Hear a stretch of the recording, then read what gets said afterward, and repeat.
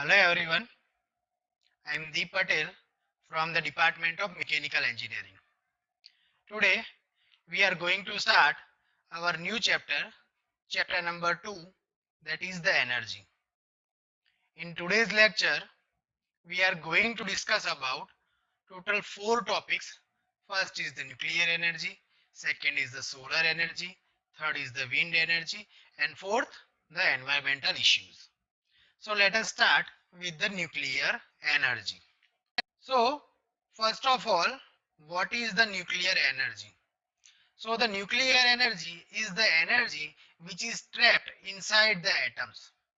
Okay, and we know the nuclear energy is used for the power generation process.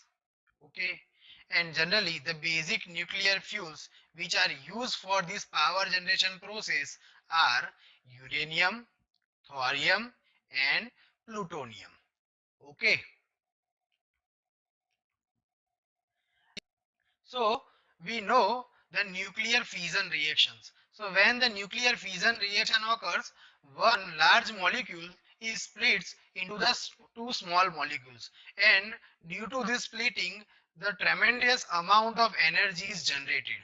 Okay, and this energy can be utilized to generate the power.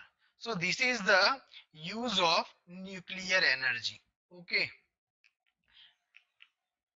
So, the fission is carried out by the bombarding slow moving neutrons on the atom of the fuel which is used in the nuclear reactor. This reduced mass is converted into the large amount of energy and which is converted by this formula, that is the E equals to mc square. Here m is the mass and c is the speed of light. Okay. Next, what are the advantages of this nuclear energy? So, the first advantage is this: the nuclear energy will reduce the demands of the fossil fuels like coal, oil, and gases. We know the combustion product which are generates from the fossil fuel is very harmful for our environment because it produces the carbon monoxide, carbon dioxide, etc. And carbon dioxide and carbon monoxide is very harmful to the environment. So it is the alternative of the fossil fuels. Okay, and it will nuclear energy will reduce the use of fossil fuels. Okay. Next, the transportation and the storage of the fuel is easy compared to the conventional fuels. Okay, because we know the large amount of the transportation is required for the carrying fossil fuels. Okay, so that can be reduced if we use the nuclear energy. And third, the tremendous amount of energy is generated from the nuclear, so it can use for producing the large power. Okay, so generally the nuclear energy used for the large power production. Okay, so these are some advantages of the nuclear energy. Now let us talk about some disadvantages of the nuclear energy. So first disadvantage is that the the total cost of the power production is very high compared to the fossil fuels. Second, the problem of the radioactive waste and the disposal, because when the nuclear fission or fusion reaction is occurs, the tremendous amount of energy is generated, but after that the radioactive waves are generated and the disposal of this radioactive waste is very difficult. Okay, the third point is the high safety is needed to form the nuclear radiation, and the fourth is the cost of power generation is high, that we have already discussed. Okay, so these are some disadvantages of the nuclear energy. Okay. Now, next is the solar energy. So, what is the solar energy? Solar energy is the energy which is obtained from the sun in form of the radiation.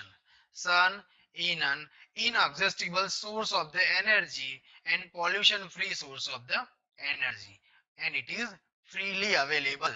Okay, so we can use the solar energy for the power production. Okay. we know the energy which is created inside of the sun, that is about because of the nuclear fission reactions. Okay, so we can say that the solar energy has maximum potential of all the sources of the renewable energy. In our India, we are producing much more power from this solar energy. Okay, now, what is the advantages of the solar energy? So the first advantage is that it is the easy installation and the maintenance compared to the other nuclear energy. Okay, so if we compare this solar energy with the nuclear energy, then the maintenance and the installation is very easy compared to that. Okay, second, the absence of the noise and another form of the pollution. Okay, this is the most important advantage. So the solar energy will not create any type of noise or any type of pollution. The third is the longer life and makes it more favorable for the remote, isolated and the forest hilly areas. Okay, so where the electricity cannot be produced or generated from the thermal power plant, in that areas the solar energy is most effective. Okay, it is the renewable and inexhaustible source of the energy. Okay, we know the very high amount of the energy is produced by the sun, and it is a freely available, and it will be available from the many years, and it will be available for the many years. Okay, so we can use it. Okay, and it is the freely available, so we can say that it is the renewable and the inexhaustible form of the energy. And fourth, it can be directly converted into the electrical energy using the photovoltaic cell. Okay, we can use the solar cell, and that is the photovoltaic cell, through which we can convert the solar energy into the electrical energy. Okay, now we are going to discuss about some disadvantages of the solar energy. Okay, firstly, the electricity which is converted from the solar cells is depends on the how much amount of radiation is comes on the solar plates. Okay, so for all the seasons the same amount of radiation is not available. We know during the winter or during the rainy seasons the solar radiation, the intensity of the solar radiation is very less. Okay, so we can say that the uncertainty of the availability of the solar energy due to cloud, wind and the rainfall. Okay, the second is currently the initial cost is very high, but it reducing as faster rate. Okay, because currently if we want to generate the electricity from the solar cell, then the total initial cost is very high. Okay, the third, it involves the high cost of the storage of energy during the non-availability of the sunshine hours. Okay, so in the night we cannot produce the solar energy. So this is also one type of disadvantage. Okay, our third energy is the wind energy, and we know the wind energy is produced by the windmill. Okay, the wind energy is the kinetic energy which is associated with the movement of the air. We know the wind turbine transforms the energy which is available in the wind into the mechanical energy, and then that mechanical energy is converted into the electrical energy by using the generators. Okay, so ultimately we are using the kinetic energy of the wind to form the electrical energy by using the windmill and the generators. Okay,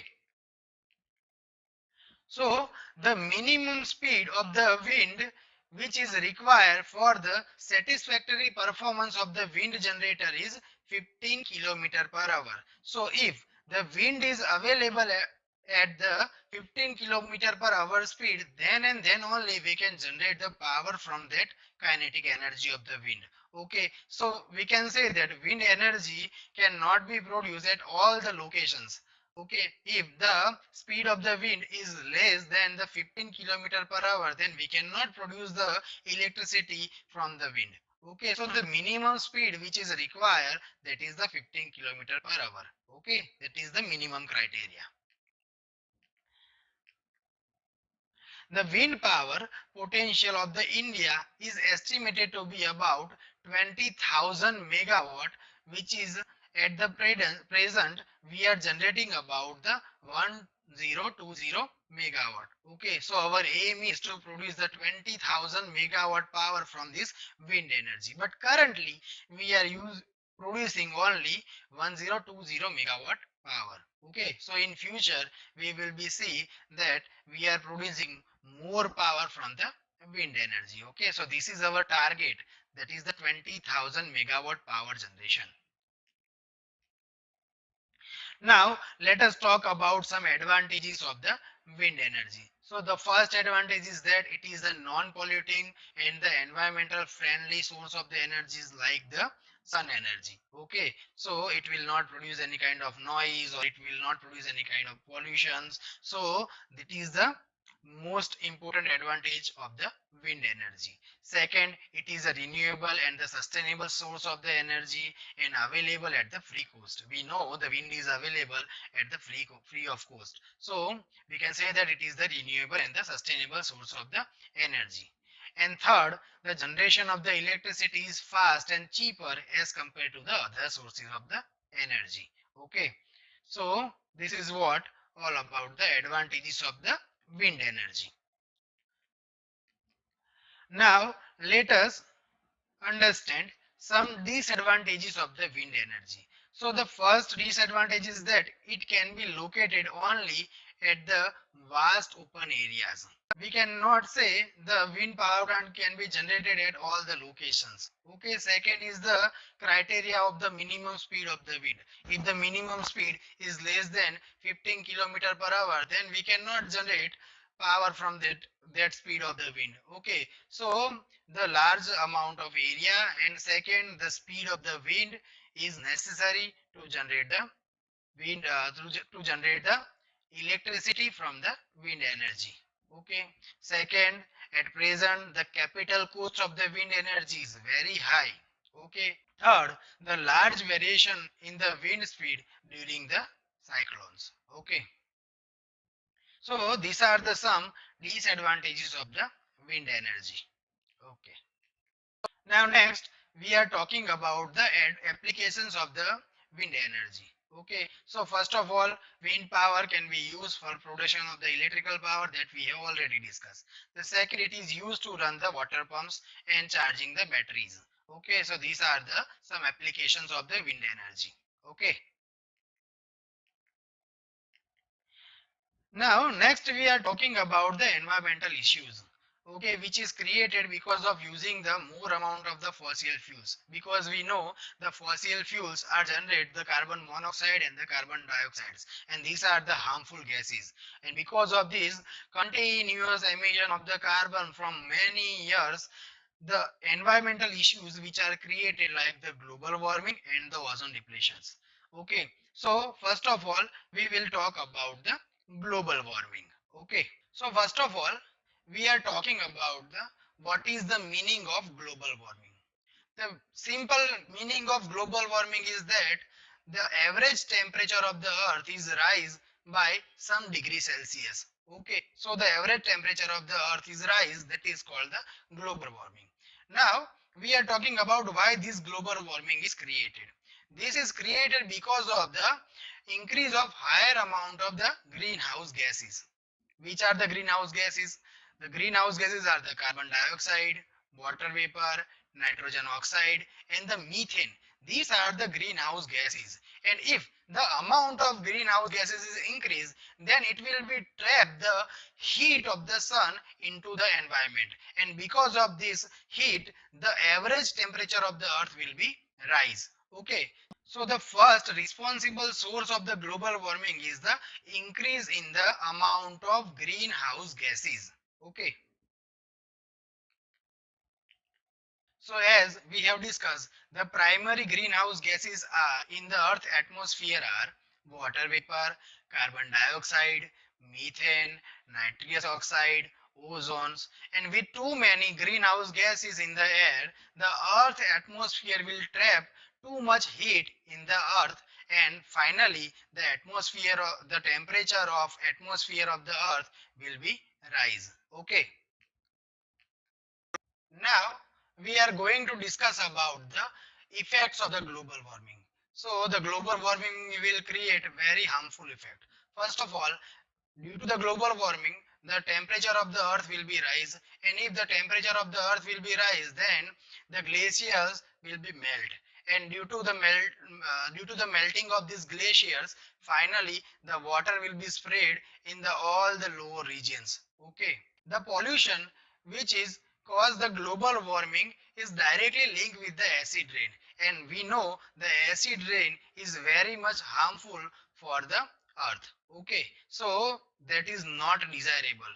So these are the two harmful effects of the global warming. First is the melting of the glaciers, and second is the acid rain. Okay, so this is the harmful effect of the global warming. The next environmental issue which are going to discuss is the ozone depletion. Okay, so first of all, we are talking about the ozone layer. Okay, so the ozone layer is present at an altitude of 25 kilometer in the stratosphere. It is about 3 millimeter thick. Okay, and the layer is absorbed 97.99 percentage of the sun's high frequency rays. So we can say that the ozone layer is protects the life in the earth. Okay, so the layer which is available in the stratosphere is absorbs almost amount of the ultraviolet radiation of the sun, and due to that the radiation of the sun which is coming on the earth cannot damage our skin. Okay, so the ozone layer is very much important. Okay,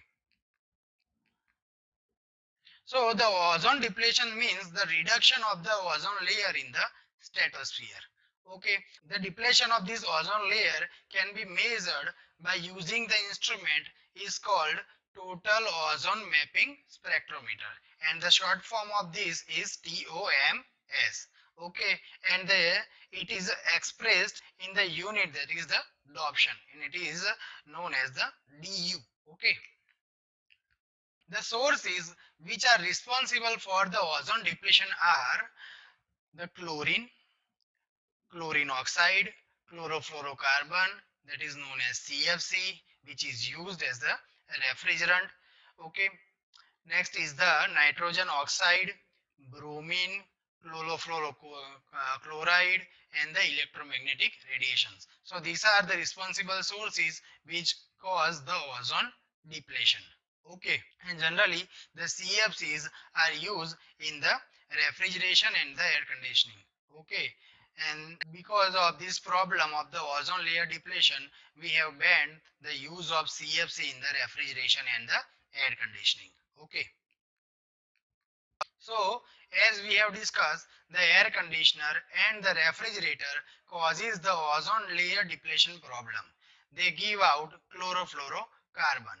Now, the fact of the CFC is that when the CFC is leakage into the environment, it can be present for the more decades into the atmosphere. Okay, and it will be continuously causing the reaction with the chlorine, and it will be continuously decreasing the amount of oxygen in the ozone. Okay, so finally when one time the CFC is leakage, it can be present for the many decades into the atmosphere, and it will be continuously reacting with the ozone layer. Okay, so the finally what happens, the thickness of the ozone layer will be slightly decrease. Okay, so the reaction of the ozone with the chlorine is that when the chlorine is reacts with the O3 that is the ozone, finally it will produce the chlorine oxide and the oxygen. Now this oxygen atom will again reacts with the chlorine and will again produce the chlorine oxides. So this cycle will be repeated, and finally it will decrease the thickness of the ozone layer. Next, we are talking about the what is the effect of the ozone depletion. So the first is that they can cause the crop failure. Okay, so the farming product will be largely affected by the ozone depletion. Second, it can cause the skin cancer. So it is very dangerous for the human. Third, it can go directly through the water and ending up all the aquatic life. Okay, so the aquatic life will be in danger if the ozone depletion is occurs. Fourth, the UV rays can cause the more sunburn. Fifth, they can damage our eyes. They can increase in people's becoming the blind. Okay, so directly it is affects our eyes, our skin. Also, it can be affect to the aquatic life. So the depletion of the ozone is a very dangerous problem. Okay, so these are the effects which is created due to the ozone depletion. Okay, so in this lecture, we have discussed total 4 topics of the energy. The nuclear energy, second sun energy and the wind energy. In the nuclear energy, we have discussed that due to the fission reaction, the large amount of the heat is or energy is created and we can utilize this energy to form the electricity. Okay, but there is some problem to using the nuclear reaction because the control of the nuclear reaction is very much difficult. Okay, second, we have discussed about the wind energy. Wind energy, it is easily available and it is free, it is available from the nature, so we can use it. Okay, and to use the wind energy we have to use the windmill. Okay, and through windmill we can generate the electrical power. Okay, but the problem with the wind energy is that the minimum speed of the wind, that is the 15 kilometer per hour is required. Okay, and of course the large amount of area is required. So that are the 2 limitations of the wind energy. Third, we have discussed about the sun energy. To produce the electricity from the light, we can use the sun energy.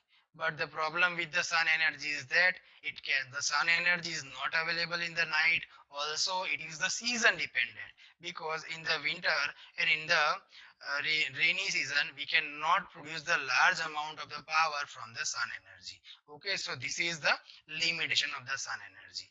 Then we have discussed about the some environmental issues.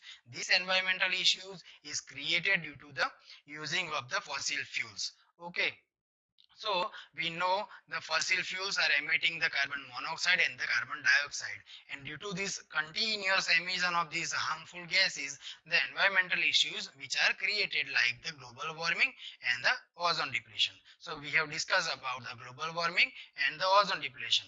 In the global warming, the average temperature of the earth is increased, and due to this increase of the temperature, it can cause the problem on the earth.